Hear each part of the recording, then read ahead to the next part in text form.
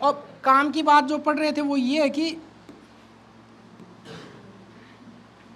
सभापति को हटाना और उपसभापति को हटाना। हटाने से पहले मैंने आपको क्या बताया, हटाने की प्रक्रिया की एक बार और रिपीट 1 मिनट में ब्रीफ कर दूं मैं। जो सभापति होता है ना, वो सदन का सदस्य नहीं होता है, पहली बात तो ये। उपसभापति सदन का सदस्य होता है। जिस सीट पे बैठे हैं सभापति वाली पे, चाहे तो सभापति बैठे चाहे उपसभापति बैठे, पहली बार में वोट नहीं करते, सामान्य वोट नहीं करते। अगर निर्णायक वोट डालना हो तो डाल देंगे। क्लियर। सेकंड थिंग, मान लेते हैं कि सभापति आए हुए हैं तो उपसभापति किधर बैठेंगे? सदस्यों में बैठेंगे। क्लियर। अब ऑब्वियस ही बात है कि सभापति काम करें तो उपसभापति तो सामान्य सदस्य हो गए, तो वो पहली बार में वोट डाल देंगे। क्या डाल देंगे? उपसभापति। क्या सभापति पहली बार वोट डाल देगा? तो कब डालेगा? निर्णायक। ये बात, दूसरी बात समझ में आ गई। अब उल्टा कर लो, मान लेते हैं, ऐसा होगा नहीं, मान लेते हैं कि सभापति इधर बैठे हैं, कार्यवाही में बैठे हैं,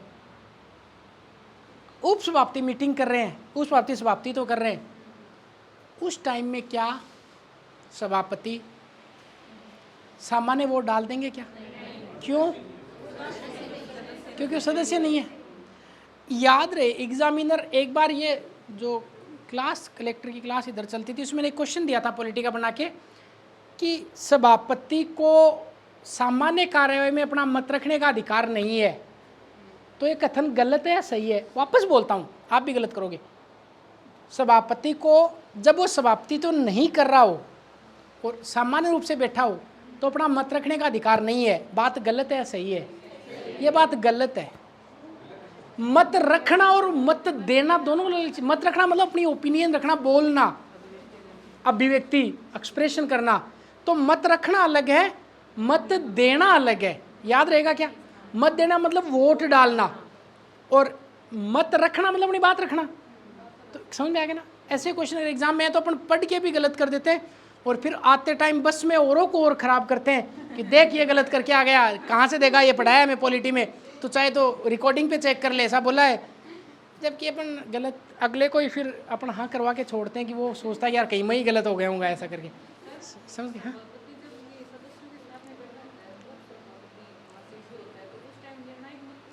जो इस सीट पे बैठा वो देगा, चाहे कोई भी बैठा हो, तो उस वक्त ही देगा निर्णायक मत। बात समझ में आ गई क्या?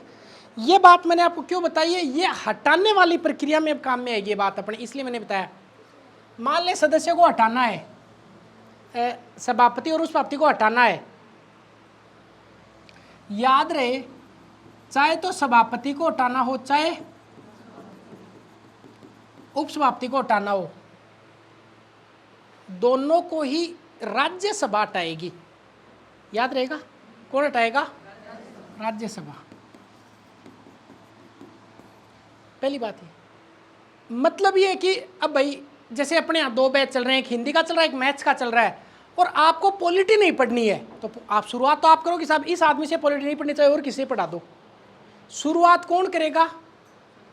जहाँ पे जिस सदन में है अपन, और फिर कहेंगे थोड़ा सा सपोर्ट मैथ्स वाले से भी करवा देते हैं ताकि छुट्टी हो जाए। तो फिर आप सपोर्ट लेने के लिए केवल मैथ्स वालों का सहारा लोगे। समझ में आ गई क्या? इसका मतलब ये आदमी अगर गड़बड़ कर रहा है सभापति या उपसभापति सदन में, तो राज्यसभा को भी पता है कि उनके साथ में क्या बीत रही है, लोकसभा को कैसे पता? तो हमेशा शुरुआत कौन करेगा? राज्यसभा। ये आपको ध्यान रखना है। और अनुमति फिर किसकी चाहिएगी? केवल लोकसभा की, और पीछे हट जाएगा। ये बात आपको क्लियर हो गई क्या? क्वेश्चन पूछेगा, राज्यसभा के सभापति उपसभापति को हटाने का अधिकार किसके पास में है? राज्यसभा के पास में है। क्लियर? दूसरी, अब मान लेते हैं, पहले सभापति को समझें,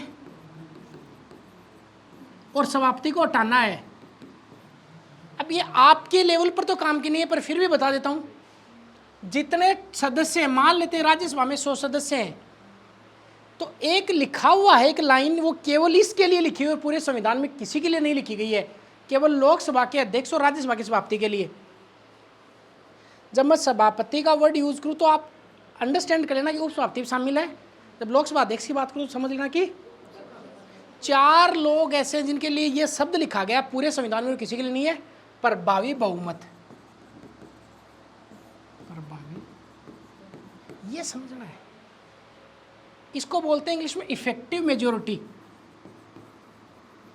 इफेक्टिव मेजोरिटी, इसका मतलब समझे। बहुमत का मतलब क्या होता है? 50-50 + 1,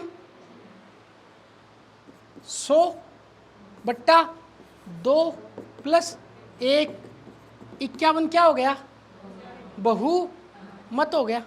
बहुमत लाना, बहुमत लाना, है ना। तो यहाँ पे बहुमत हो गया, समझ में आ गया ना। प्रभावी किसको बोलेंगे, ये काम की बात है। देखिए, अगर पूरे संविधान में ये लिखा गया होता कि राज्यसभा के सभापति और लोकसभा के सभापति को बहुमत से हटाया जाएगा, इसका मतलब तो ये था कि जो टोटल 245 सदस्य हैं, इनका बहुमत इनमें 2 का भाग देके इनका बहुमत निकाल लेते। कितना आएगा? लगभग 123 आ जाएगा, ऐसे समझ लीजिए आप। पर ये नहीं है, यहाँ पे लिखा इफेक्टिव मेजोरिटी। आज पूरी क्लास होने के बाद जब पूरी क्लास हो जाए तब मेरे याद दिला कि ये बहुमत मेजोरिटी कितने प्रकार की होती है। बहुत डाउट है इसको लेकर पूरे संविधान में, आपको बताऊं कितने प्रकार की है। 4 प्रकार की होती है, अलग अलग समझेंगे।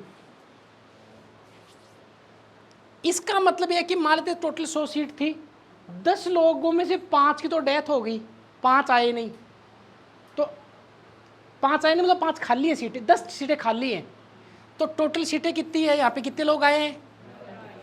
अब 90 का बहुमत लेंगे और कितना आ जाएगा? 46। बात समझ में आ गई क्या? तो ये पता नहीं आपके लेवल पे ऐसा क्वेश्चन पूछे कि नहीं पूछे, पर याद रखना प्रभावी बहुमत से हटाया जाता है। क्या लिखा गया है? प्रभावी बहुमत लिखा हुआ है कि सभापति, आर्टिकल 90 में, सभापति उपसभापति को हटाने के लिए सदस्यों के, तत्कालीन सदस्यों के प्रभावी बहुमत से हटाया जाएगा, और उसमें लोकसभा की केवल अनुमति चाहिए। इतना तनाव नहीं लेना है, बस याद रखना जो लोग नहीं आए उनको तो हटा देंगे और बाकी बहुमत कर देंगे। टोटल 100 सीटें थी, 100 में से 10 लोग आए नहीं, एब्सेंट है, सीट खाली है, तो जितने हैं उनका बहुमत देख लेंगे, खत्म। इसको बोलते हैं प्रभावी बहुमत। समझ में आ गई क्या बात? ये नहीं समझ में तो भी रट लेना, सब जितने आए हैं उनका बहुमत देखेंगे, खत्म। एक बात तो ये, हटाने की शुरुआत कौन करेगा? हमेशा राज्यसभा। अब क्वेश्चन कई बार पूछ लेता है कि क्या ये राज्यसभा का विशेष अधिकार है क्या? आप कहना हाँ है। ये ताकत लोकसभा के पास में नहीं है, और लोकसभा अध्यक्ष को हटाने की ताकत केवल लोकसभा के पास में, राज्यसभा के पास में नहीं है। बात तो समझ में आ गई क्या? नहीं समझ में आया? भाई, इस उपराष्ट्रपति को हटाने की ताकत राज्यसभा के पास में है, इसका मतलब राज्यसभा ज्यादा ताकतवर है कंपेयर देन लोकसभा। क्लियर? एक बात तो ये हुई कि जब हटाएंगे तब कैसे हटाया जाएगा। अब 5 मिनट पहले की बात कही, उसको अप्लाई करते हैं। ये राज्यसभा है, इसमें मैं थोड़ा जोर देके टाइम इसलिए ले रहा हूँ क्योंकि काम की चीज़ें समझ में आएगी नहीं। ये राज्यसभा हुई और इधर सभापति हुए और इधर लोकसभा है, समझ लेते हैं। किसको हटाना है? आवाज़ नहीं। किसको हटाना है? सभापति को हटाना है। शुरुआत कौन करेगा? तत्कालीन प्रभावी बहुमत से करेगी या बहुमत से करेगी? प्रभावी बहुमत से। प्रभावी बहुमत का मतलब होता है टोटल सीट माइनस वीकेंट बट्टा 2 + 1।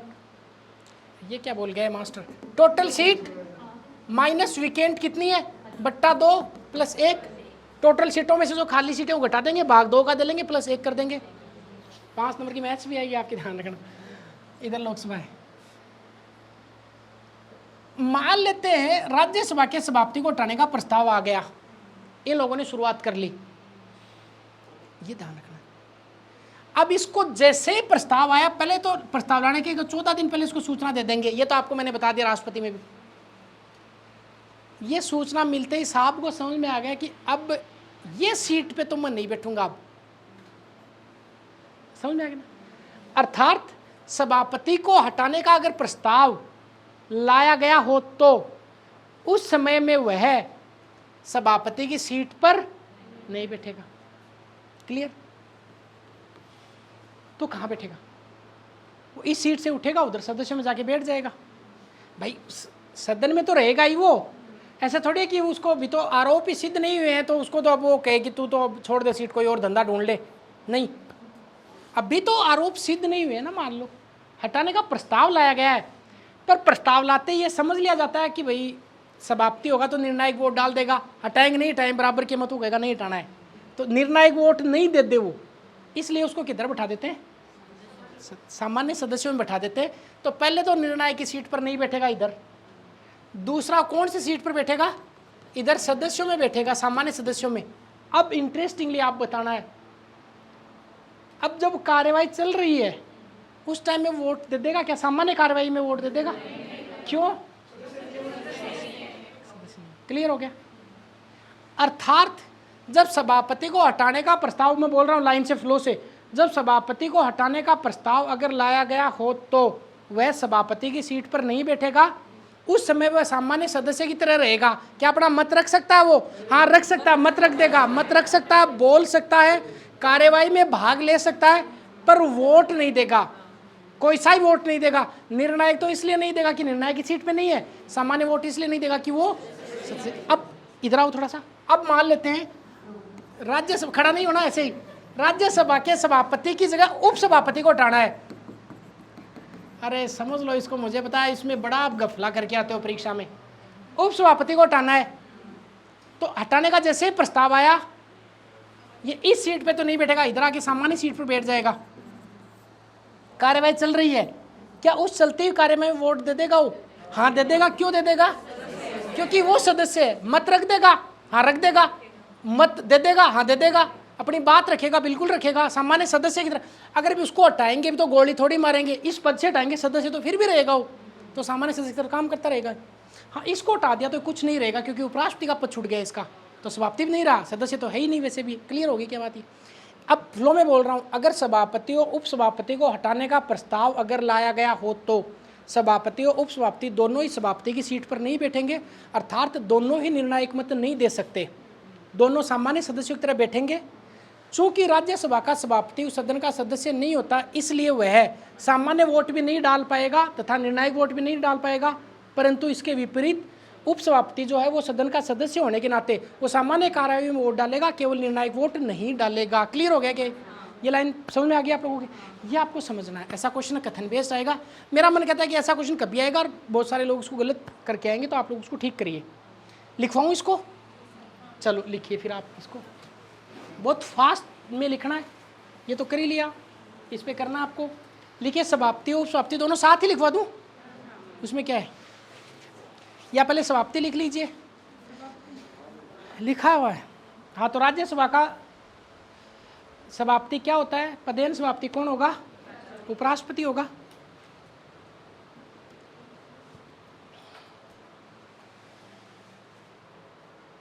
ठीक है, अगली बात लिखिए, त्यागपत्र राष्ट्रपति को, त्यागपत्र राष्ट्रपति को फटाफट लिखिए अब इसको, क्योंकि पूरा समझा दिया मैंने। त्यागपत्र राष्ट्रपति को हटाना, हटाना तो हटाने में नंबर 1 पॉइंट लिखिए, यह राज्यसभा का विशेष अधिकार है। क्लियर हो गया ना, यह राज्यसभा का विशेष अधिकार है।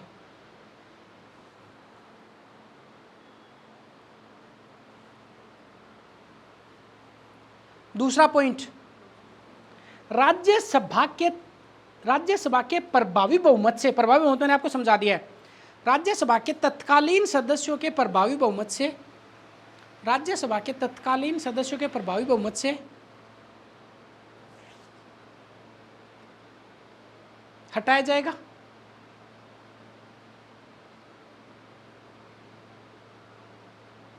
लोकसभा की केवल अनुमति चाहिए, लोकसभा की केवल अनुमति चाहिए। अब आगे संविधान में कुछ लिखा नहीं है कि अनुमति दे या नहीं दे, ऐसा कुछ नहीं लिखा हुआ, लोकसभा की केवल अनुमति चाहिए। क्लियर हो गया जी, हाँ 90 पद खाली, हाँ पर शायद जरूरत नहीं पड़ेगी इसकी, अनुच्छेद तो बिल्कुल नहीं लिखे, शायद कंफ्यूज हो जाएंगे आप ज़्यादा करके, खूब सारे अनुच्छेद है। इसके बाद लिखिए, अब जो बड़ी वाली लाइन, अगर हटाने का प्रस्ताव लाया गया हो तो फटाफट अगर हटाने का प्रस्ताव लाया गया हो तो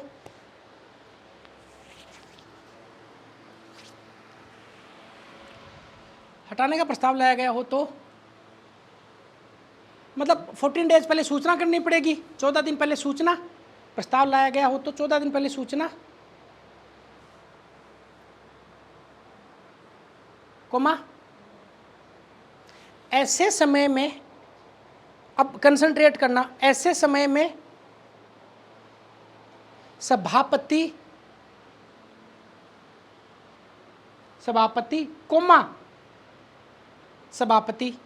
कोमा सभापति की सीट पर नहीं बैठेगा, सभापति कोमा, अब ये मैं एक्सले से देख लेना, सभापति कोमा सभापति की सीट पर नहीं बैठेगा,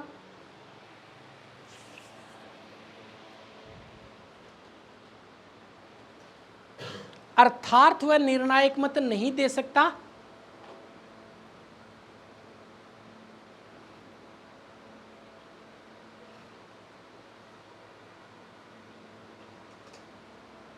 परंतु, ये बड़ा परंतु है, अंडरलाइन करना, परंतु यस, परंतु सदन में अपना मत रख सकता है, मत रख सकता है। अब इसको गड़बड़ नहीं करना आपको, सदन में अपना मत रख सकता है। He can express his ideas views, है ना, वो अपने आइडियाज व्यूज रख लेगा, वहां पे रख सकता है। अब इसका वापस उपसभापति लिख ले, नीचे लाइन कुछ ही बदलेंगे। देखिए, अगर उपसभापति को हटाने का प्रस्ताव हो तो शॉर्ट में लिखा देते हैं, अगर उपसभापति को हटाने का प्रस्ताव हो तो उपसभापति को हटाने का प्रस्ताव हो तो जी 14 डेज पहले, किसी को भी हटाना हो 14 दिन पहले सूचना होगी। हटाने का प्रस्ताव हो तो वह निर्णायक की सीट पर नहीं बैठेगा, अर्थात निर्णायक मत नहीं देगा, निर्णायक मत नहीं देगा, ठीक, परंतु, बड़ा परंतु है, परंतु सामान्य कार्यवाही में वोट दे देगा, परंतु सामान्य कार्यवाही में वोट दे देगा, सामान्य कार्यवाही में वोट दे देगा, परंतु सामान्य कार्यवाही में वोट दे देगा। क्लियर हो गया क्या? डाउट नहीं करना अब इसको लेकर। अब एक चीज और बता देता हूं, थोड़ी देर पहले अपन ने बात करी थी, ये तो आप भी समझ रहे हैं कि अपनी कुछ मजबूरियां, कई चीजें अपन मतलब वो काफी हाईली काम की चीज ले रहे, वरना तो ये लोकसभा 10 घंटे का है। सभापति प्लस उपसभापति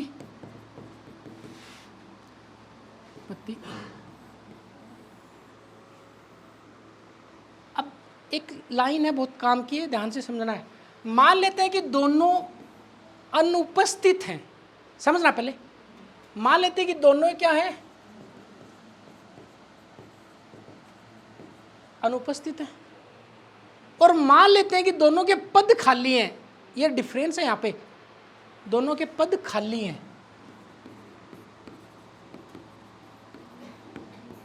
क्या ये दोनों अलग अलग है क्या? हाँ बिल्कुल है साहब।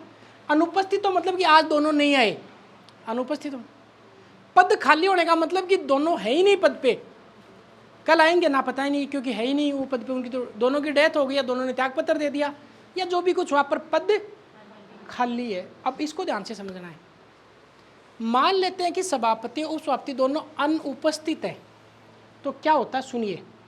ये लिखा गया है लोकसभा और राज्यसभा के नियम में, राज्यसभा नियमावली में, कि दोनों अगर अनुपस्थित हैं तो एक 10 सदस्यों का पैनल होता है। समझना ध्यान से, सभापति नहीं है तो उपसभापति, दोनों नहीं है तो इनमें से 10 सदस्यों का ग्रुप बना दिया जाता है, और कहते हैं कि अगर ये दोनों नहीं है उस दिन आप में से कोई एक इसकी अध्यक्षता कर लेना। टीवी पर देखते हैं क्या राज्यसभा की कार्यवाही? ऐसे कभी नहीं देखी, कोई बात, टाइम ही नहीं मिलता आपको। टाइम तो क्या बोलते भी इंग्लिश में, तो देखा नहीं देखा बराबर हो जाता अपने तो, है ना।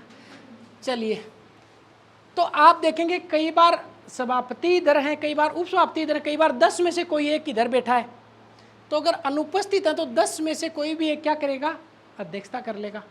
पर अगर पद खाली है तो ये राष्ट्रपति तय करेगा कि आज सभापति किसको बनाना है। ये ध्यान रखना आपको। ये IAS वाली परीक्षा में 2018 में, अब ऐसे सब IAS में है तो हमारे क्या काम का है, पेपर तो उसी लेवल के प्रोफेसर आपका बनाएंगे ना, प्रोफेसर ही बनाते हैं पेपर सबका।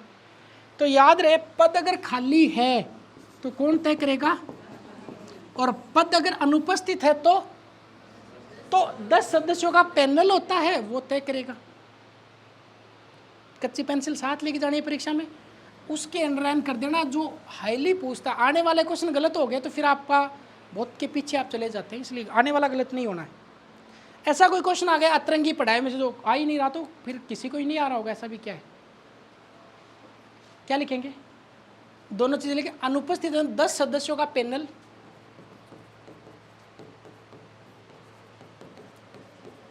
तय करता है, 10 सदस्यों का पैनल में से कोई, आप लिख लेंगे ना, बोल के बता देता हूँ, लाऊं इधर। क्या लिखना है कि अगर अनुपस्थित है तो 10 सदस्यों का एक पैनल को चयनक भी बोलते हैं हिंदी में, पैनल होता है, उसमें से कोई अध्यक्षता कर लेगा या सभापतित्व कर लेगा। क्लियर, वापस बोलता हूं, अगर अनुपस्थित है तो 10 सदस्यों का एक पैनल होता है, ठीक, और वो उनमें से कोई एक सभापतित्व कर लेगा, और अगर पद खाली है तो प्रेसिडेंट, राष्ट्रपति तय करेगा कि who will be the presiding officer, कौन प्रिसाइडिंग ऑफिसर होगा, कौन सभापति हो। कोई इंग्लिश मीडियम से थोड़ी आप में से नहीं है ना। राज्यसभा अपने में से बनाएगी, खुद सदस्य अपने तय करेंगे, ये सदस्य खुद तय करेंगे, ठीक है।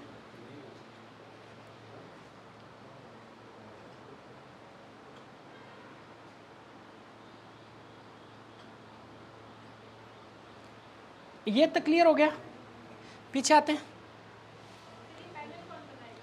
किसने पूछा, हाँ मैंने ये जवाब दिया। एक्चुअल में ऐसा लिखा हुआ है, राज्यसभा नियमावली के तहत सदस्य खुद से पैनल तय करेंगे, जो कि उपराष्ट्रपति के हस्ताक्षर के बाद में फाइनलाइज हो जाएगा, क्योंकि सभापति कौन है, उपराष्ट्रपति। तो मान लो 10 लोगों आपने तय कर लिया साहब ये सीनियर लोग हैं, ये 10 लोगों के हमने नाम लिखे हैं, उपराष्ट्रपति उस पर सिग्नेचर करके अप्रूवल कर देते कि हाँ हम नहीं आएंगे तो ये कर लेंगे, 10 में से कोई भी एक कर लेगा।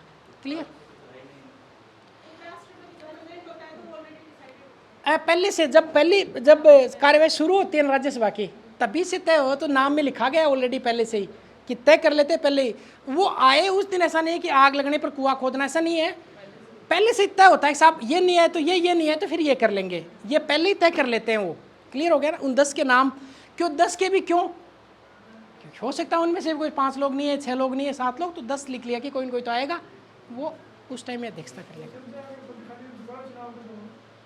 अब ऐसा तो कुछ लिखा ही नहीं कि जब चुनाव होगा राज्यसभा अपने नियमों से खुद से तय कर लेगी, नहीं ऐसा नहीं। वो 6 महीने लिखवाने के लिए 6 महीने में चुनाव के जाएंगे, क्योंकि राष्ट्रपति में 6 महीने लिखा हुआ, इसलिए टीचर इसको भी यहाँ चिपका देते हैं 6 महीने। ऐसा कोई लिखा हुआ नहीं है कॉन्स्टिट्यूशन में कि कितने दिन में चुनाव करवाने होंगे, कोई तय नहीं है। आपने देखा भी हो थोड़े दिन पहले उपराष्ट्रपति का उपसभापति का पद लंबे टाइम तक खाली रहा है, तो ऐसा कोई तय नहीं है। अब लिखवाने को टीचर लिखवा देते हैं 6 महीने, ऐसा कहीं नहीं लिखा गया, वो अपनी मर्जी से लिखवाते हैं, ऐसा कुछ नहीं है। उपराष्ट्रपति का कहाँ लिखा हुआ, उपराष्ट्रपति का पद हो तो भरा जाएगा, यथाशीघ्र भरा जाएगा, ऐसा कहीं नहीं लिखा गया है, ठीक।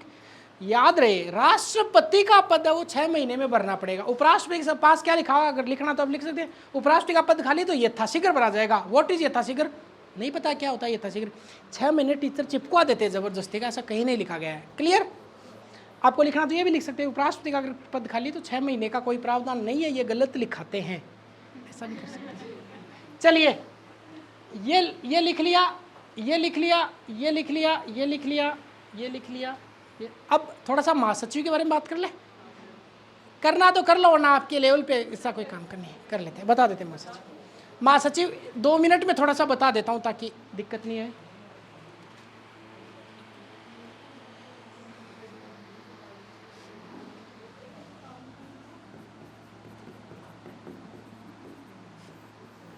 ये इंटरेस्टिंग तो तब हो पॉलिटिक्स जब आपके पास 6 महीने का टाइम हो और 4 घंटे पर डे फ्री हो आप 6 महीने में, तब 6 महीने बाद आप पूरे तोते बन के निकले कि वकील से भी डिस्कस कर ले। पर अब इतना अपने पास में तो कुछ तो कभी आएगा ही नहीं वो दिन, तो जीवन में तब होता है। हाँ, अब वो तो देखो हिंदी का लेंदी सिलेबस है, 6 महीने का टाइम इसके लिए हो, 4 घंटे की क्लास हो, 3 महीने का टाइम हिस्ट्री के लिए हो, 4 घंटे की क्लास हो, तब जाके फिर तो किसी से टक्कर लो, चाहे फिर तो रैंक लगे। हाँ चलिए अब देखिए महासचिव के बारे में बात करते हैं। और ऐसा ही भूगोल में थोड़ा कम टाइम चाहिए क्योंकि वो थोड़ा लिमिटेड है मामला। महासचिव भाई मैंने आपको थोड़ी देर पहले बताया कि जिस प्रकार से अपना एक कोचिंग इंस्टीट्यूट है उसका भी कहीं कहीं एक ऑफिस होता है जहाँ पे कागज कार्रवाई होती है। यहाँ तो पढ़ाते हैं, कहीं पे फीस का उनकी रिसिप्ट का ये काम होते हैं कोचिंगों में, वो उसको सचिवालय बोल सकते हैं, उनका सेक्रेटरीट बोलते हैं। जैसे मान लेते हैं कि ये अपनी संसद है, ओके, इसमें लोकसभा है, राज्यसभा है, इसका अपना अलग चैम्बर है, इसमें अलग अपना चैम्बर है। अब अपन जिन सांसदों को चुनकर भेजते हैं वो अव्वल दर्जे के तो होते नहीं साहब, वो तो काफ़ी इंटेलिजेंट है, पूरा इंग्लिश में अच्छे लेटर, जैसे अभी रिकॉर्डिंग है इसलिए, जैसे मान लो लालू प्रसाद यादव हैं या कुछ इस प्रकार के बहुत सारे जो लोग जो इतने इंटेलिजेंसी के लेवल पे मैच्योरिटी नहीं है पढ़ाई का। तो अब जैसे मान लो कोई अंतर्राष्ट्रीय लेटर आया, इंटरनेशनल लेवल यूएनओ ने कोई कागज़ भेजा जवाब देने के लिए भारतीय पार्लियामेंट को कि आपने इंटरनेशनल लॉ इंप्लीमेंट करने के लिए कौन कौन से कानून बना रखे हैं, तो अब आपको ये भी तो पता ना कि उस कागज़ को केवल पढ़ने के लिए कई लोग इकट्ठे हों तो जाके उनकी एक लाइन समझ में आए। तो आप सबसे इंटेलिजेंट किसको मानते हो? आईएएस को। भाई आईएएस जो परीक्षा पास करता है वो इंटेलिजेंट तो है, उसने सब कुछ पढ़ा हुआ है, सारा नॉलेज है उसको, वो अव्वल दर्जे का इंटेलिजेंट आदमी है, काफ़ी अच्छी समझ है उसकी। हाँ, वो उसका जवाब अच्छे से दे सकता है उस कागज़ का। इसलिए इंटेलिजेंसी को वहाँ बुला लेते हैं, जो अच्छे इंटेलिजेंट योग्य अधिकारी होते हैं उनको फ़ोन किया जाता है पार्लियामेंट से।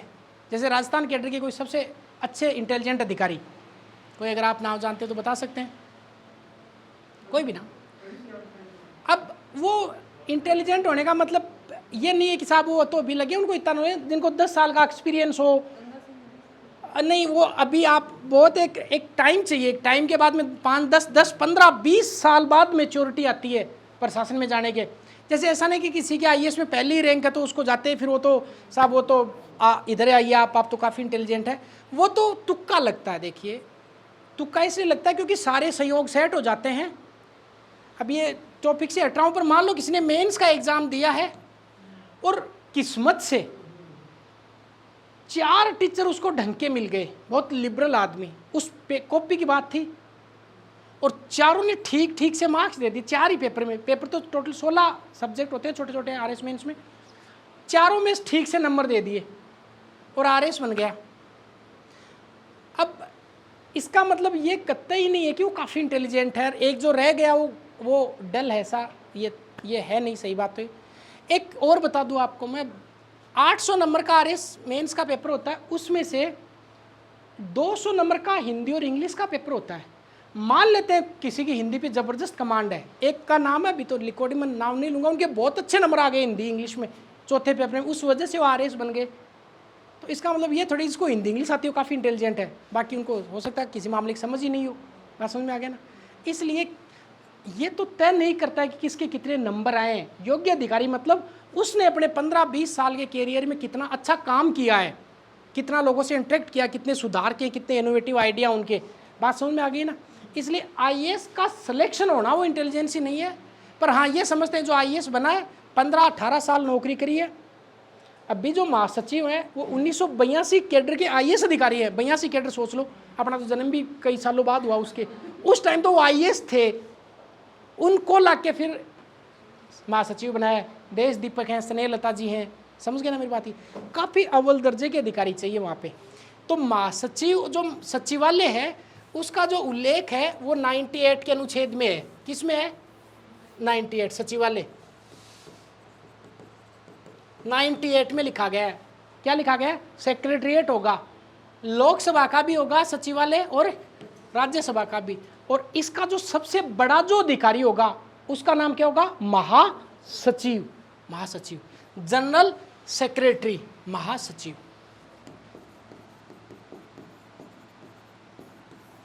इसमें भी महासचिव होता है। ये आपसे कभी नहीं पूछेगा इन एग्जाम में कि वर्तमान में महासचिव कौन है, क्योंकि ये बदलते रहते हैं, ये चेंज होते रहते हैं। अभी मैंने बता दिया देश दीपक वर्मा राज्यसभा के और स्नेहलता लोकसभा के, मध्य प्रदेश कैडर से, महाराष्ट्र कैडर के IAS अधिकारी है दोनों ही। क्या लिखेंगे, लिख लो, एक लाइन में लिखवा देता हूँ। अनुच्छेद 98 सचिवालय लिखो, अनुच्छेद 98 सचिवालय, सेक्रेटरिएट, सचिवालय।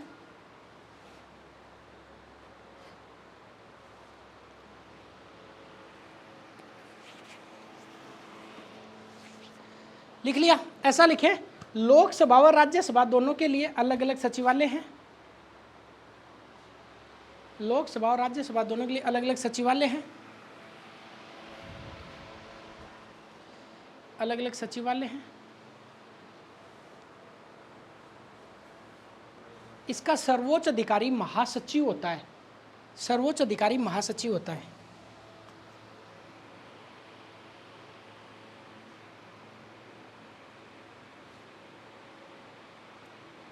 ठीक,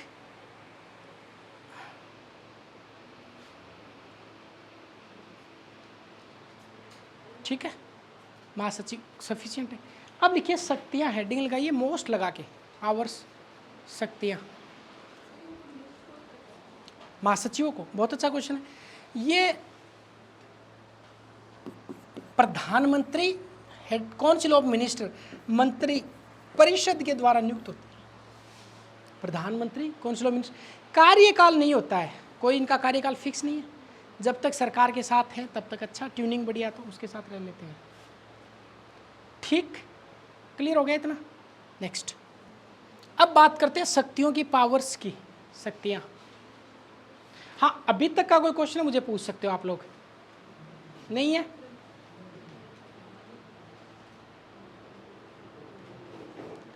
अब शक्तियों को अपन दो भागों में बांटकर पढ़ेंगे।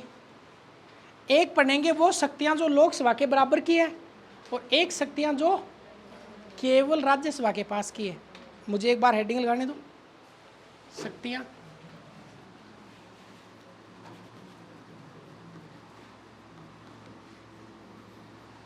शक्तियां, इनको दो भागों में बांटना है।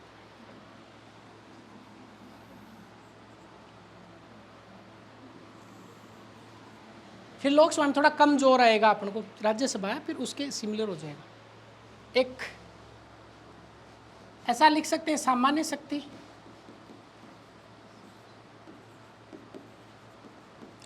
इसके मोस्ट इंपोर्टेंट लगा लेना, खास प्रश्न आ सकता है। और एक विशेष शक्तियां,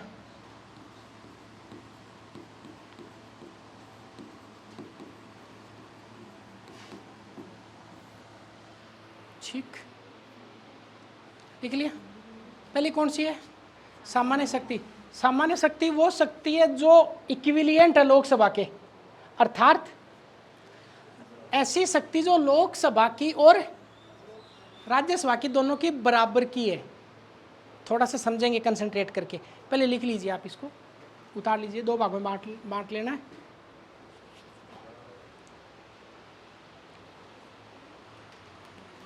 ठीक, शक्तियों को दो भागों में इसलिए बांटा है क्योंकि पहले देखेंगे कि लोकसभा के बराबर की कौन सी शक्ति और विशेष शक्ति कौन सी है। क्वेश्चन आएगा यहां से, कहां से, शायद यहां से। इसमें नंबर फर्स्ट, पहले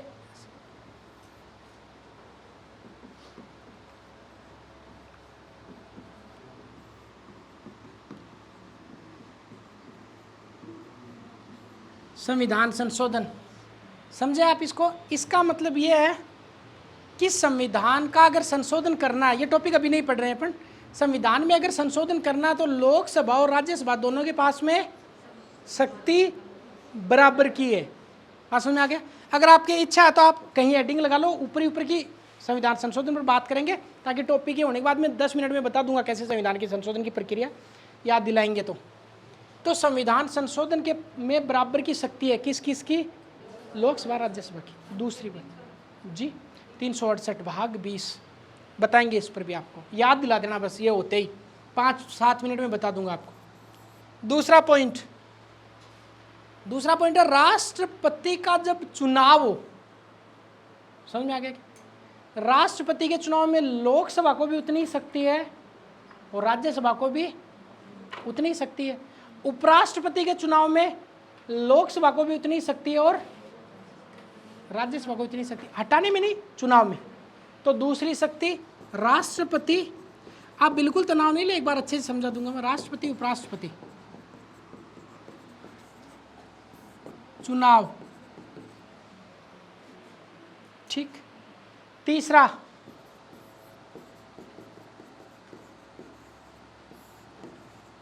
राष्ट्रपति को हटाने में बताओ बराबर की शक्ति है, अलग अलग शक्ति है?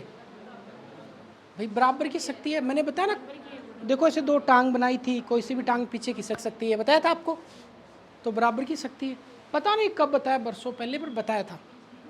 राष्ट्रपति को हटाने की, अब मैं ये लिख दूं उपराष्ट्रपति को हटाने की, तो मैं सही होऊंगा गलत होऊंगा? गलत, समझे नहीं क्यों? यस, वो फिर उसकी कौन सी शक्ति हो जाएगी? और अंतिम जो शक्ति है वो चौथी है साधारण विधेयक के संबंध में। अब मैं बताऊंगा साधारण विधेयक, धन विधेयक, की सारी बातें अपन करेंगे थोड़ी देर बाद में। आप इतना लिख लेंगे साधारण विधेयक के संबंध में।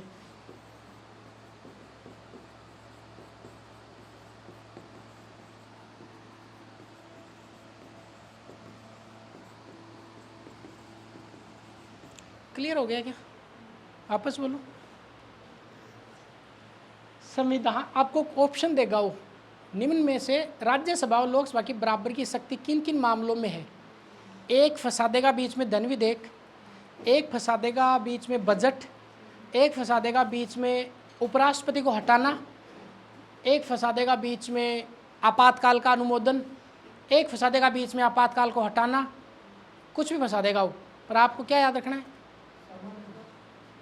कि ये चार मामले ऐसे हैं जिनमें राज्यसभा और लोकसभा को क्या है? बराबर की शक्ति है। इन चार के अलावा जो मामले आएंगे वो विशेष में देखेंगे। बात समझ में? देखा जाए तो चार इधर आएंगे, फिर कुछ मामले इधर आएंगे, और फिर लोकसभा की विशेष शक्ति लिखते आपके टॉपिक पॉइंट क्लियर हो जाएगा कि ये राज्यसभा की विशेष शक्ति है, ये लोकसभा की है, और ये दोनों की बराबर की शक्ति है। क्लियर हो गया? तो देखिए संविधान संशोधन, ये लिख ली चारों पॉइंट। राष्ट्रपति उपराष्ट्रपति, ये मैंने वैसे आपको बता रखा है। देखिए संविधान संशोधन का इतना याद रखना है कि संविधान संशोधन का जो बिल है वो कोई से भी सदन में लाया जा सकता है और दोनों को बराबर की शक्ति है, दोनों से पास होता है। तो याद रहेगा आपको। और मैंने आपको ऊपर से बता दिया थोड़ा सा कि संविधान संशोधन, ये करते ही बताना मुझे, अपन जो ब्रेक करेंगे उसमें मैं आपको संविधान संशोधन 5-7 मिनट में बता दूंगा ताकि और क्लियर हो जाए आपके। ठीक, मैंने आपको राष्ट्रपति का चुनाव बताया था, अभी उपराष्ट्रपति के चुनाव पे थोड़ी देर पहले बात करी थी कि दोनों के पास बराबर की शक्ति है, दोनों वोट डालेंगे। राष्ट्रपति को हटाने में अच्छे से मैंने बात की थी, अनुच्छेद 61 अपन ने पढ़ा था, महाभियोग, तो बताया था कि कोई सा भी टांग पीछे खिसक सकता है, बराबर की शक्ति होगी। और जो भी साधारण विधेयक होते हैं उनमें भी दोनों के पास में क्या है? बराबर की शक्ति है। मान लेते याद नहीं हो रहा, रट लो चार चीज़ें हैं। ठीक, कौन कौन सी हैं? साधारण विधेयक, चुनाव, हटाना, संविधान संशोधन, चार तो बातें। इंपॉर्टेंट ये है, अगर आप आरएस मेंस की परीक्षा दे रहे होते तो ये लिखवा लेता कि राज्यसभा लोकसभा के बराबर की शक्तियां लिखिए, क्योंकि वो तो अभी है ही नहीं आपका। वो पूछेगा कि कौन सी राज्यसभा की विशेष शक्ति है, बात इस पर करनी है अपन को। यहाँ कोई क्वेश्चन है तो पूछ लो पहले, फिर इस पे आएंगे अपन। बोलिए।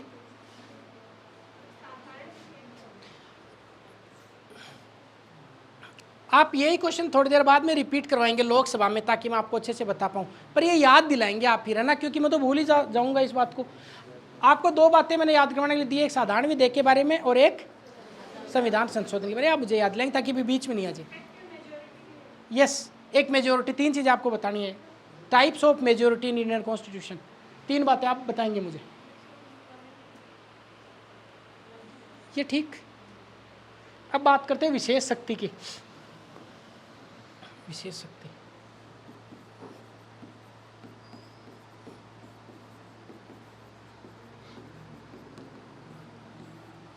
ये काफ़ी इंपॉर्टेंट है।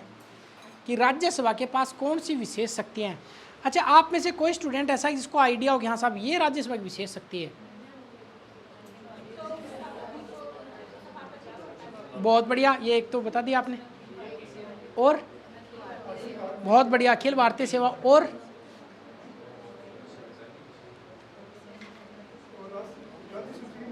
बहुत बढ़िया। और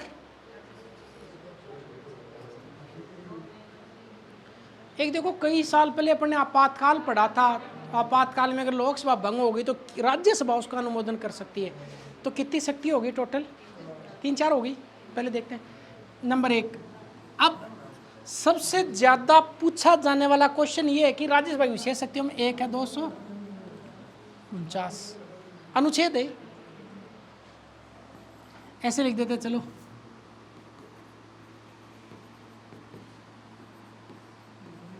ठीक, एक अनुच्छेद 312, ठीक, एक अनुच्छेद 352,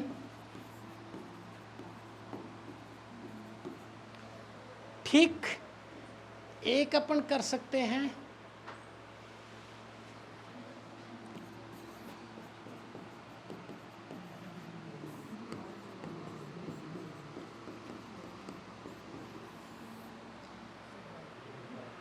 चार ताकत ऐसी हैं जो केवल राज्यसभा के पास में है, वो लोकसभा के पास में नहीं है।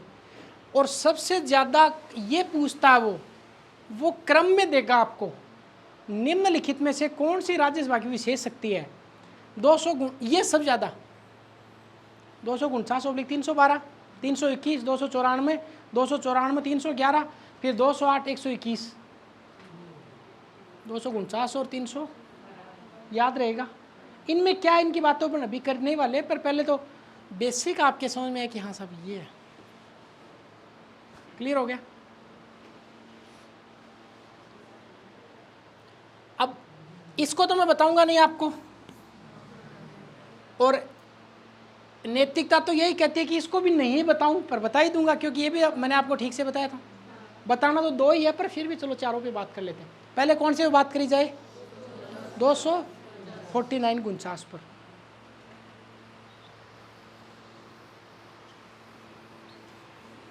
ये लिख तो लिया ना चारों आपने?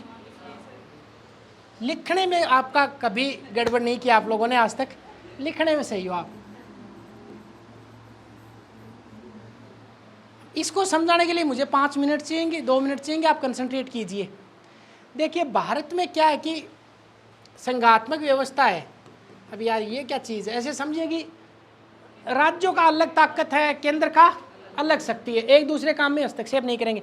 2 रूममेट रहते हैं, वो साहब लिख लिया कि झाड़ू ये निकालेगा, सब्जी ये काटेगा, बनाएगा ये, पोछा ये लगाएगा, बाहर कोई काम हो तो ये करेगा, ऐसे बांट लेते हैं ताकि, और बांट लेते तो लड़ाई भी नहीं होती है। साहब ये तुम्हारा काम है तो तुम कर लो।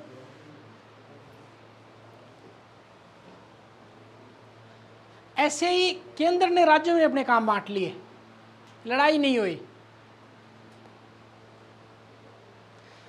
तो मान लेते हैं कि आप 2 फ्रेंड रहते हैं साथ में, एक आपसे छोटा है, एक आप हैं, आप हर काम में एक्सपर्ट हैं। ऐसा हो तो सकता ही है कि आपसे एक छोटा जो अभी तैयारी करने आया है, या कोई लड़की है जो अभी तैयारी करनी है, उसको इतना आइडिया नहीं है। आपने काम बांट लिए, सब ये 5 काम तेरे, ये 5 काम मेरे, क्योंकि तुम्हें सिखाना भी तो है। कल ने वो अगले घर जाओगे तो कुछ नहीं करोगी तुम, तो आपने काम बांट लिए। और आप ऐसे कहते थे साहब अगली आएगी तो क्या देखेगी, तुम्हें खाना नहीं बनाना आता है, कम से कम ये तो सीख ले। तो काम बांट लिए, ध्यान से सुनना, इसी से लिंक करेंगे।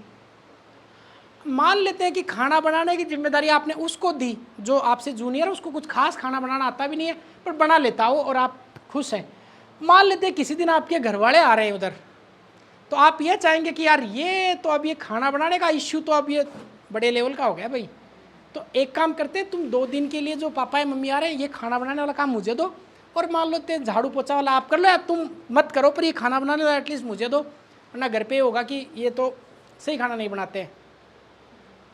ऐसा ही केंद्र और राज्यों के साथ में उन्होंने अपने काम बांट लिए। अब उनके काम थोड़े बड़े हैं, तो उन्होंने लिख लिया कि साहब ये 7वीं अनुसूची है, 7 का मतलब तो 7 होता, पर उन्होंने अलग अलग कर लिया अपना काम। समझ में आ गया क्या? तो 7वीं अनुसूची में कार्य बांट लिए 3 प्रकार के, कहा कि ये काम स्टेट के हैं भाई, ये काम राज्य कर लेंगे अपने, जैसे साफ सफाई है, पोलियो पिलाना है, पुलिस का प्रशासन करना है, पंचायत राज का करना है, स्थानीय लेवल पर कुछ काम करना, समझ गए ना? ये काम कौन करेगा? छोटे लेवल के काम राज्य करेगा। केंद्र सरकार ने कहा कि जो बड़े काम है, जैसे अंतर्राष्ट्रीय संधि है, कोई पर्यावरण के समझौते करने हैं, पूरे देश में लॉ एंड ऑर्डर को मेंटेन करना है, सीमा प्रबंधन करना है, ये सारे काम कौन करेगा? केंद्र। टैक्स लेना है, टैक्स का डिस्ट्रीब्यूशन करना है, केंद्र सरकार करेगी। कुछ काम ऐसे हैं कि साहब तुम्हारी मर्जी पड़े तो तुम कर लो, मेरी मर्जी पड़े तो मैं कर लूँ, क्योंकि पोछा वैसे 10 दिन में लगाते हैं, तुम्हारा मौका पड़ा तो तुम लगा देना, मेरा पड़े तो मैं लगा दूंगा। तो उनको कह दिया कि वो कौन से हैं? समवर्ती कार्य है, समवर्ती सूची है, बराबर के, कोई सा ही कर लो चाहे। पर हाँ, अगर मान लो ऐसा हो कि कोई गेस्ट आ रहा तो फिर यूँ नहीं होगी पोछा लगाने अधिकार मेरा, फिर तो मैं ही लगाऊं, क्योंकि केंद्र तो बड़ा होता है, हमेशा बड़ा होता है। तो मान लेते हैं कि दोनों ने कानून बना दिया, तो किसका माना जाएगा फिर? क्लियर हो गया? ये 7वीं अनुसूची में लिखा हुआ है। इसके विषय, इसके विषय, इसके विषय देखना चाहें तो इसके विषयों की संख्या 61 है, इसके 97 है, इसके 52 विषय, कोई ज़्यादा नहीं, आप पढ़ लेना आप लोग खुद से अनुसूची। मान लेते हैं कि, ध्यान से सुनना, छोटा मोटा खनिज निकालना, खोद के काम राज्य को दिया हुआ है, ध्यान से सुनना मेरी बात। और झुंझुनों में बहुत सारा यूरेनियम निकल गया, बहुत ज़्यादा मात्रा में, खूब ज़्यादा मात्रा में। और चूंकि यूरेनियम का आपको पता है कि ये तो विस्फोटक मिनरल है, आपने यूरेनियम के बारे में पढ़ा ही होगा, नाभिकीय विखंडन, नाभिकीय संलयन। अब क्या ऐसे मामले में भी राज्य को ही दिया जाएगा कि तू ही संभालो यूरेनियम? ना भैया, अब तो मामला ये तो राष्ट्रीय महत्व का हो गया, घर वाले आ रहे, अब तुम खाना मत बनाना कैसे भी करके। थोड़ी देर पहले बताया था, राज्यों का सदन कौन सा सदन है? तो शुरुआत भी किससे करवाएंगे? ताकि राज्य विरोध नहीं कर दें। वो कहेंगे राज्यसभा ने कहा है कि ये कानून अब आपका हाथ में ले लो, तो हम ले लेते हैं। तो 249 में ये लिखा गया है, अगर कोई राज्य सूची का सब्जेक्ट हो और वो राष्ट्रीय महत्व का बन गया हो, तो इस सब्जेक्ट पर अब कानून बनाने की जिम्मेदारी किसके पास में आ जाएगी? केंद्र सरकार के पास में। कितने साल के लिए? 1 साल के लिए। अब अगले 1 साल तक कानून कौन बनाएगा? केंद्र सरकार बनाएगी। कौन सी सूची के विषय पर? राज्य सूची के। और ये जो विषय, ये ट्रांसफर करने का ताकत किसके पास में है? ये 249 के तहत किसके पास में? राज्यसभा। अब मेरा आपसे एक क्वेश्चन है, क्रॉस क्वेश्चन, क्या राज्य सूची के किसी विषय को लोकसभा केंद्रीय महत्व का विषय घोषित कर सकती है क्या? किसी भी कंडीशन में नहीं कर सकती क्या? हाँ, नहीं कर सकती। इतना क्यों घबराना? नहीं कर सकती। साफ साफ अनुच्छेद लिखा गया है कि ये काम केवल कौन करेगा? राज्यसभा। क्लियर हो गया क्या? तो ये राज्यसभा की विषय ताकत हुई कि नहीं हुई? होगी भाई, 249।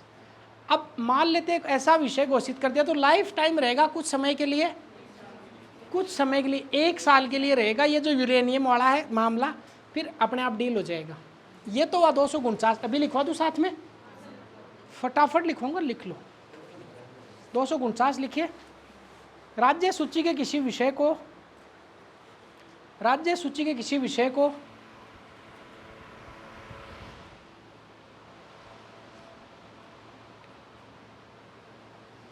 राज्य सूची के किसी विषय को राज्यसभा, पानी की बोतल देना है आपके पीछे पड़ी है।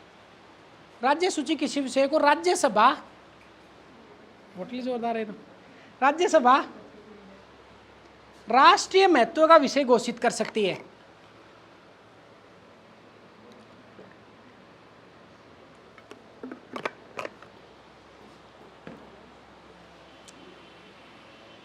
राज्य सूची के किसी विषय को राज्यसभा राष्ट्रीय महत्व का विषय घोषित कर सकती है। ठीक, एक लाइन नीचे लिखो, उपस्थित व मतदान करने वाले सदस्यों के बहुमत से, उपस्थित अंडरलाइन कर लेना, खासकर जो सेकंड ग्रेड दे रहे हैं, उपस्थित व मतदान करने वाले सदस्यों के बहुमत से, यहाँ पे 2/3 वो तिहाई कुछ नहीं, केवल बहुमत है, याद रखना, उपस्थित व मतदान करने वाले सदस्यों के बहुमत से। समझ गया ना? 100 थे, 70 80 आए, 70 ने वोट दिया, 36 लोगों ने कर दिया, 70 ने वोट दिया तो 35 आधा, तो उपस्थित व मतदान करने वालों का बहुमत कितना हो गया? आधे से एक ज़्यादा जिन्होंने वोट किया है। क्लियर हो गया? जो सारे आएंगे उपस्थित होंगे उनमें से कुछ लोग वोट नहीं भी करेंगे। क्लियर हो गया? ये किसकी ताकत हो गई? कौन सा अनुच्छेद हो गया? विषयों का विभाजन किस में लिखा गया है? 7वीं। कितनी सूचियाँ हैं? 3। कौन कौन सी? संघ सूची, राज्य सूची, समवर्ती सूची। ये एक राज्यसभा का विशेष अधिकार हो गया। अनुच्छेद लिखो 312। समझ में तो आ रहा है क्या? और एक चीज़ और मैं मिस कर गया, ये कानून 1 साल के लिए मान्य होगा, 1 वर्ष के लिए।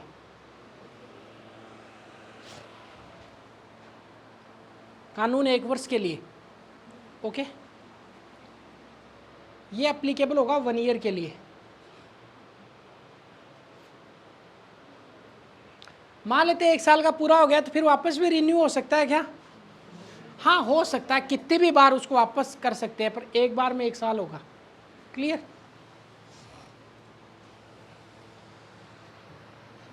अब समझेंगे अनुच्छेद 312। देखिए 312 में क्या लिखा गया उसको भी समझते हैं अपन। 312 में ये लिखा गया है कि, अब इसके लिए मुझे कुछ आपको और बताना पड़ेगा। देखिए भारत में जो सर्विस होती हैं, सेवाएं होती हैं, उनकी कुछ क्लास है, कैटेगरी है। जैसे ग्रुप डी की सर्विस, सी की, बी की, ए की और ये कितने प्रकार की सेवाएं होगी लगभग? पहली डी, सी, बी, ए। आप इसकी तैयारी कर रहे हैं, सोच के देखिए, आपको फील होता है कभी? आप इसकी तैयारी कर रहे हैं, इसकी ग्रुप ए गजेटेड पद है और वो भी राजस्थान सरकार में, बड़ी बात है।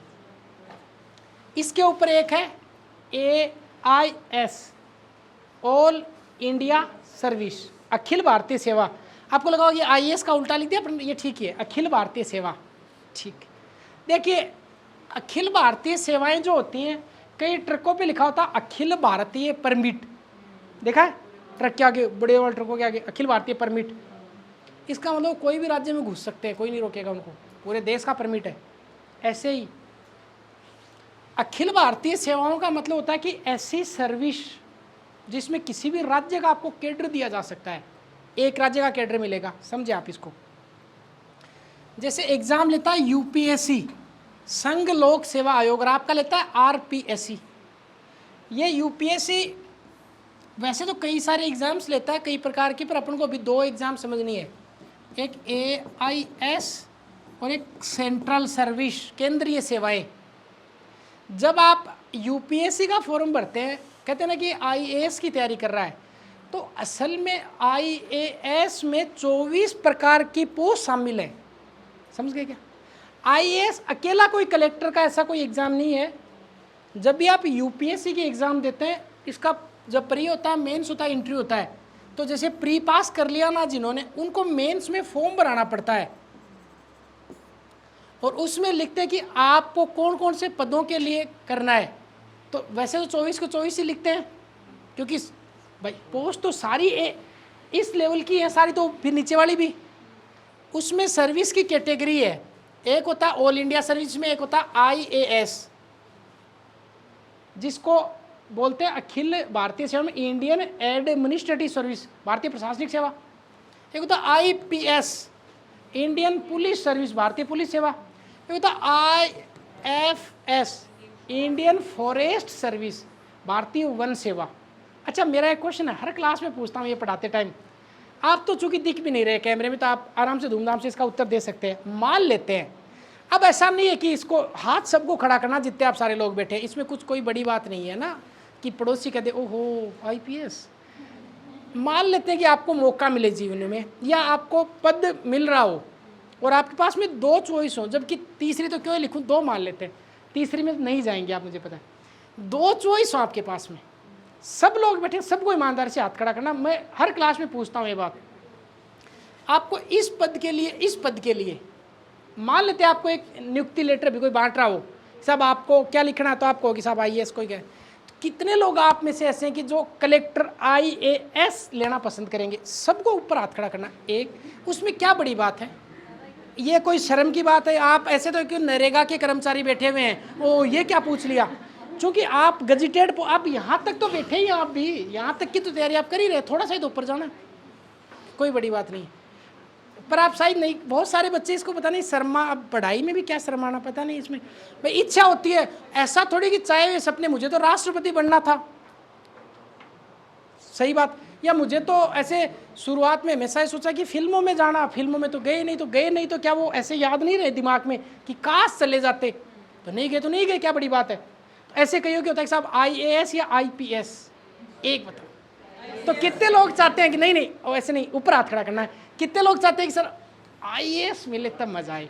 1 2 3 4 5 6 7 8 9 10, ठीक से खड़ा कर सकते, शर्म थोड़ी आती है। कर्मचारी कोई और कोई भर्ती, कोई मजदूरी की कर्मचारी नीचे, कितने लोग चाहते हैं कि नहीं IPS, तो IPS होता है। 1 2 3 4 5, बढ़िया, ड्रीम तो होता है ना। और आपको तो, आपके पास तो अभी टाइम है ना, आराम से ये करके आप आराम से तैयारी कर सकते हैं सर। या इसको ऐसे शर्मा, तो आपको 2 लोगों से मिलने का मौका मिले, IPS से और IAS से, तो किन से मिलना पसंद करेंगे? IPS वाले कितने की IPS से मिले, और IAS से कितने लोग मिलना चाहते हैं? बहुत बढ़िया, तो ठीक है ना, ये चाम होता है। एक पद होता है इंडियन फॉरेस्ट सर्विस का, भारतीय वन सेवा, DFO का नाम सुना? DFO असल में तो गलत लिखा होता है, हर जगह DFO नाम का कोई पद ही नहीं होता है, वो DCF होता है, DCF, deputy conservator of forest. इसमें आपको मिलता है DM, डिस्ट्रिक्ट कलेक्टर, फिर उसके बाद में अतिरिक्त संभागीय आयुक्त, उसके बाद में आपको सचिव के पद पे प्रमोट हो जाते हैं। इसमें शुरुआत में आपको जैसे SP का पद, उसके बाद में आपको DIG, फिर IG, ADG और DG।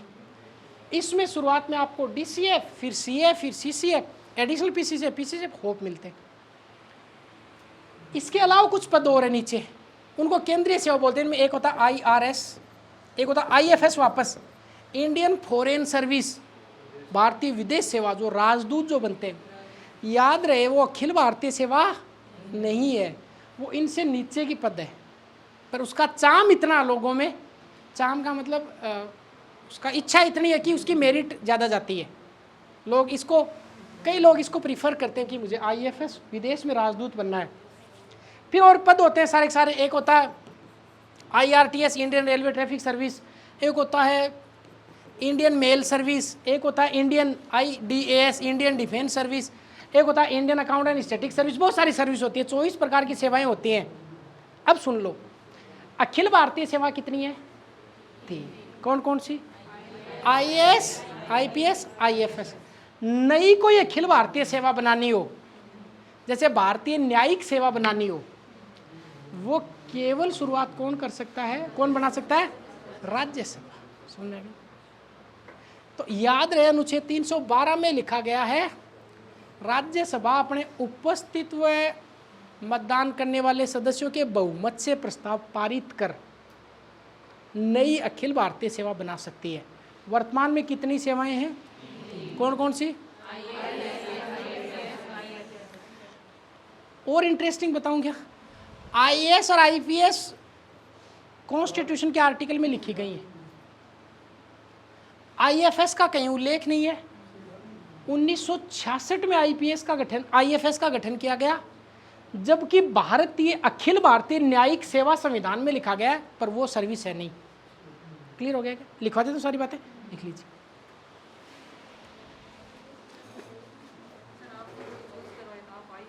हाँ, obvious सी बात है भाई, देखो अब यार क्या होता है।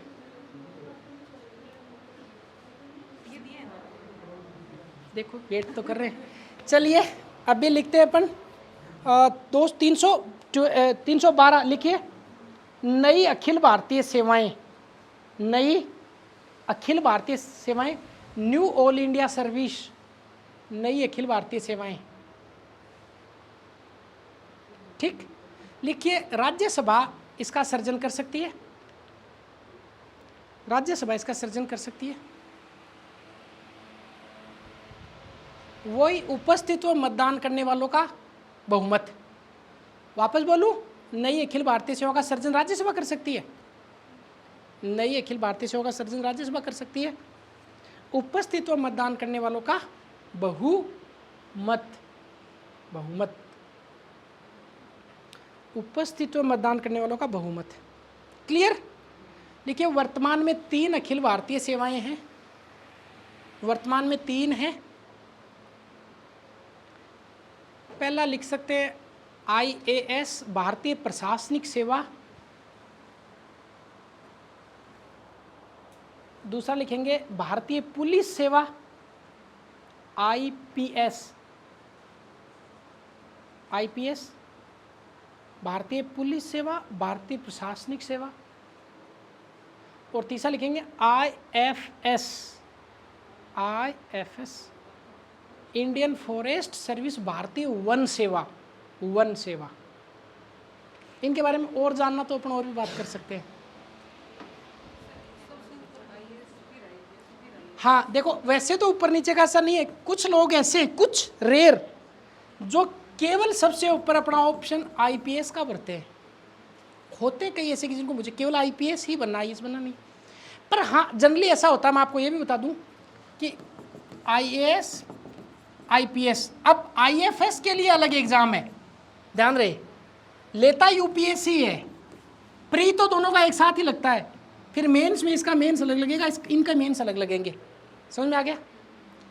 एक बात और बता दूं आपको मैं, सीनियोरिटी में, मतलब अगर देखा जाए पद के हिसाब से, तो भाई ये जिले का, जैसे मान लो, ऐसा बोलना ठीक नहीं पर ये राजा है और ये इसके प्रधान सेनापति कैप्टन है, तो देखा जाए तो भाई IAS तो फिर IAS ही होता है। ऐसा भी है कि अगर IAS और IPS मिलते हैं तो IPS को सल्यूट भी मारना पड़ सकता है IAS को। इसलिए जनरली क्या होता है, अगर आपने देखा होगा कि जैसे कोई वर्दी में कैप में होता है तो उसको सल्यूट होता है, उसके कैप अगर नहीं लगा रखी तो सल्यूट अलाउ फिर लागू नहीं होता। तो जनरली अधिकारी जब IAS IPS दोनों मिलते तो कैप उतार लेता ताकि सल्यूट नहीं मारना पड़े, ऐसा करके, क्योंकि वो पद ही ऐसा है कुछ। ठीक, और जानना तो कुछ और बता सकते हैं। देखिए इसमें जो, जैसे अगर आपको मैं बताऊं, चलो बता ही देते हैं, आप भी क्या याद रखिए। देखिए अगर बात, 2 मिनट लगेंगे ना, जान लो, बात पुलिस की करें, बात प्रशासन की करें, बात वन की करें, 3 अखिल भारतीय सेवाएं। पुलिस वाले में सबसे नीचे कांस्टेबल होता है, उसके बाद में हेड कांस्टेबल होता है, उसके बाद में ASI होता है, उसके बाद में SI होता है। CI नाम का कोई पद नहीं है, कहने को CI बोलते थे, मैं CI बोल रहा हूं पर असल में CI पद नहीं। 2 मिनट काम का तो ऐसा नहीं है कि हर चीज़ ही काम की होती है, नॉलेज की भी कोई ज़रूरी नहीं है, पर अब ठीक है ना, कुछ हटके हो जाता है कि ठीक है बता देते हैं। नहीं ऐसे तो फिर अपन रोबोट बन जाएंगे, काम की चीज़ें करेंगे। तो 2 मिनट ऐसे देखिए, कांस्टेबल फिर हेड कांस्टेबल फिर SI फिर SI। अब CI नाम का कोई पद नहीं है पर उसको इंस्पेक्टर बोलते हैं, इंस्पेक्टर।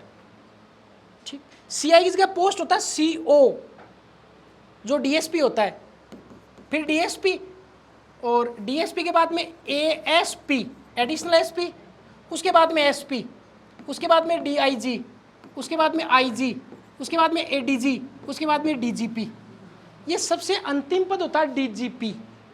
अगर आप SI का एग्ज़ाम देते हैं तो यहाँ पे आप शुरुआत करते हैं और यहाँ तक पहुँचते हैं, एडिशनल SP तक पहुँच सकते हैं, ठीक से सब कुछ चला। तो आप RAS का एग्ज़ाम देंगे तो आपका पहला पद आपको DSP मिलेगा और आप DIG तक जाएंगे। हाँ, RAS सबसे पावरफुल पद है, ऐसा भी क्या, राजस्थान कैडर रहेगा आपका। IPS तो आप 15 साल में बन जाएंगे और राजस्थान में रहेंगे। अगर आप IAS का एग्ज़ाम देंगे, IPS बनते हैं तो सबसे पहले पोस्टिंग ऐसे तो उनमें नीचे वाली पोस्ट मिलता है, डायरेक्ट एसपी नहीं बनाते, 6-7 साल बाद में एसपी मिलता है, पर ठीक है। एसपी कोई बनेगा और डीजीपी बनेगा। सारे डीजीपी नहीं बनते, जिनका कैरियर अच्छा होता है कम उम्र में बन जाते हैं वो। प्रशासन की बात करें तो नीचे नीचे अगर अपन पटवारी से शुरू करें तो पटवारी के ऊपर जैसे गिरदावर, लैंड रेवेन्यू इंस्पेक्टर, नायब तहसीलदार, फिर तहसीलदार, फिर एसडीएम, फिर एडीएम, फिर डीएम, फिर एडिशनल डीसी, फिर डीसी, फिर जॉइंट सेक्रेटरी, फिर एडिशनल सेक्रेटरी, फिर एडिशनल चीफ सेक्रेटरी और फिर सेक्रेटरी, चीफ सेक्रेटरी। तो अगर कोई आरएएस बनता तो वो शुरुआत एसडीएम से कर सकता है और वो जाएगा डिविजनल कमिश्नर तक, संभागीय आयुक्त तक, सीनियर आईएएस होता है, वहाँ तक जाएगा। कोई शुरुआत आईएएस से करता तो शुरुआत उसकी यहाँ से होगी, यहाँ से, और वो जाएगा चीफ सेक्रेटरी तक जा सकता है अगर उसकी एज ठीक है तो। ठीक, अगर आप आरएएस में थोड़ी कम पोस्ट मिले तो आप तहसीलदार भी मिलेगा आपको। तहसीलदार जो कोई बनेगा वो एडीएम तक जाएगा। कलेक्टर तो कम ही बन पाते हैं, बन ही नहीं पाते सही। पटवारी बनते हैं तो आप जाएंगे नायब तहसीलदार तक जा सकते हैं, नायब तहसीलदार भी ठीक ही है। हाँ मिले तो ठीक है। अब बात, अरे अभी लग रहा है आपको, फिर मैं पूछूंगा थोड़े दिन बाद में, फिर आप प्रिंसिपल वाली लिस्ट देखोगे रोज लेक्चरर बनने के बाद में कब लिस्ट है। अब बात अगर वन वाली करें, फॉरेस्ट वाली, तो फॉरेस्ट में नीचे नीचे कैटल गार्ड होता है, कैटल गार्ड, उसके बाद में फॉरेस्ट गार्ड होता है, उसके बाद में हेड फॉरेस्ट गार्ड होता है, उसके बाद में फॉरेस्टर होता है, उसके बाद में रेंजर होता है, रेंजर 2 स्टार रेंजर, फिर 3 स्टार रेंजर, उसके बाद में एसीएफ। अभी थोड़े दिनों पहले एक एग्ज़ाम लगा था एसीएफ का, उसमें अगर कोई लगता तो वो बहुत शानदार पद था, पर अभी तो उसमें साइंस वाले दे सकते हैं, इसलिए आप लोगों ने नहीं दिया होगा। एसीएफ, एसीएफ के जस्ट ऊपर का पोस्ट होता है DCF, assistant conservator of forest, deputy conservator of forest. उसके बाद होता है सीएफ, कंजर्वेटर ऑफ फॉरेस्ट। देखो इसको बोलते हैं वन रक्षक, इधर देखिए इंटरेस्टिंगली, वन रक्षक, और इसको बोलते हैं वन संरक्षक, वन संरक्षक। अब गुजरात में कई लोगों ने शादी कर ली वन संरक्षक लिख के, ओ सीनियर आईएफएस अधिकारी हैं, तो जबकि थे गार्ड। तो एस का फर्क है, से का फर्क है। उसके बाद में एक होता CCF, chief conservator of forest. अच्छा, इतना इंटरेस्ट आ रहा है इसमें। अंतिम 2 पद है, एडिशनल पीसीसीएफ, एडिशनल पीसीसीएफ और PCCF, principal chief conservator of forest. अंतिम पद होता है। अरे तो यहां से शुरू हो रहा है यार, कम तो नहीं है भाई इसमें। देखो 1 2 3 4 5 6 7 8 9 10 11 12 पोस्ट। हाँ नहीं, मैं बताता हूं इनको। असिस्टेंट कंजर्वेटर फॉरेस्ट, ये रिकॉर्ड हो रही है क्लास, इसलिए अगर ऐसे तो क्या पता, आपको तो नहीं पता, पर बहुत सारे लोग देखेंगे तो उनको तो पता ही है, और वो भी देख सकते हैं जो वन विभाग में लगे हुए हैं। पर जो कुछ बताया उसमें, क्योंकि कमेंट बच्चे नीचे करते हैं, उसमें एक वर्ड का इधर उधर नहीं करेगा कोई। मैं ये भी बता सकता हूँ कि कितने साल बाद में कौन सा पद मिलेगा। लास्ट इन 2 पदों पे भर्ती होती है, एसीएफ दे सकते हैं, डीसीएफ। इसके अलावा सारे प्रमोशन से भरे जाएंगे। एक रेंजर पे पोस्ट की भर्ती होती है, एक फॉरेस्टर पे होती है, और एक फॉरेस्ट गार्ड पे। 4 पदों पर भर्ती होती है, बाकी सारे प्रमोशन से भरे जाते हैं। ठीक, ये रिकॉर्ड हो रही है इसलिए, अदरवाइज तो हो सकता है कि ऐसी क्लास में तो कोई कुछ भी लिख दे, इंग्लिश में क्या समझ में आ रहा है। इनमें इंग्लिश में भी अर्थ है। इसका मतलब होता है अतिरिक्त प्रधान मुख्य वन संरक्षक, additional principal chief conservator of forest. इसका है principal chief conservator of forest, जिसको होप भी बोलते हैं, HOFF, head of the forest post. ठीक, अब चालू करें। ये ऑल इंडिया सर्विसेज है।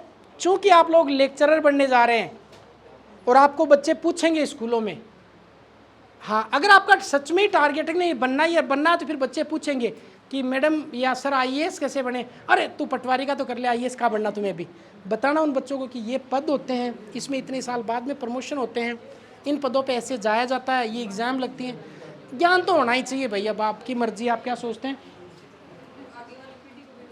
काम तो आते हैं। अगर एक घर में आईएएस की तैयारी करके आ जाता है, खुद तो नहीं बने तो कोई नहीं भी बनते, सारे थोड़े बनते, वो कितने बच्चों को गाइड कर सकता है, कितने लोगों को बता सकता है कि आपको क्या करना है।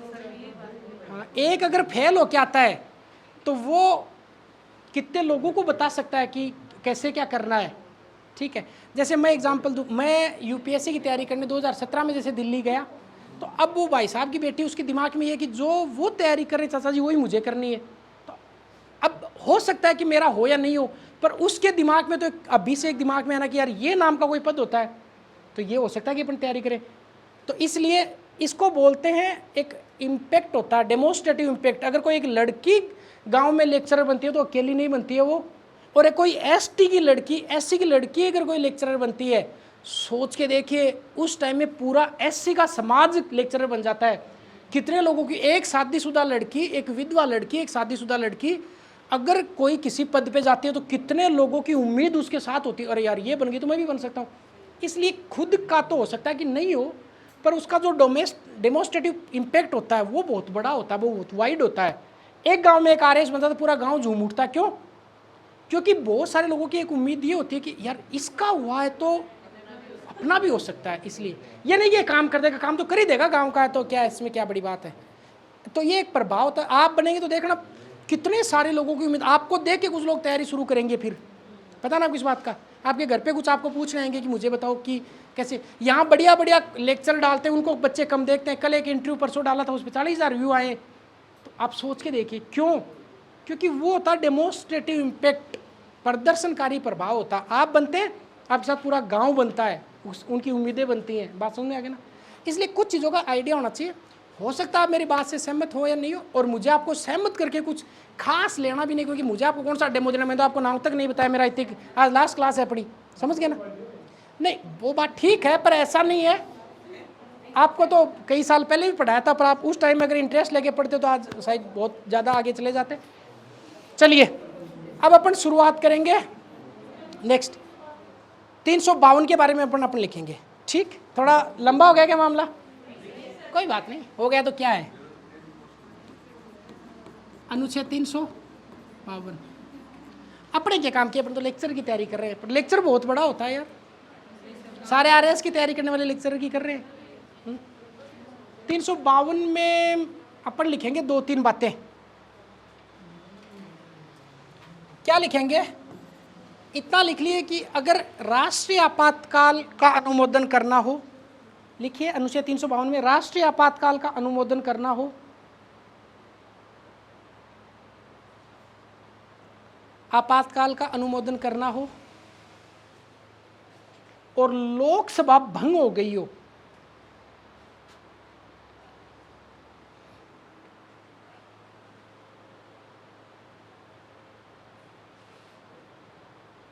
लोकसभा भंग हो गई हो, ऐसी स्थिति में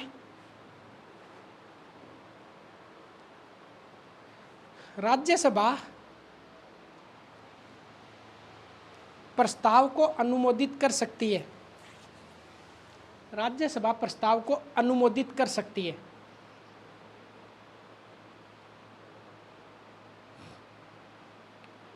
क्लियर? अगली बात, कितने अनुच्छेद बता दिए, और एक शक्ति वो आपको बताई दी कि कैसे हटाएंगे उसको। ये अपना बेसिकली राज्यसभा का मैंने बता दिया पूरा। अब अपन इसको एक बार तो बंद कर देते हैं।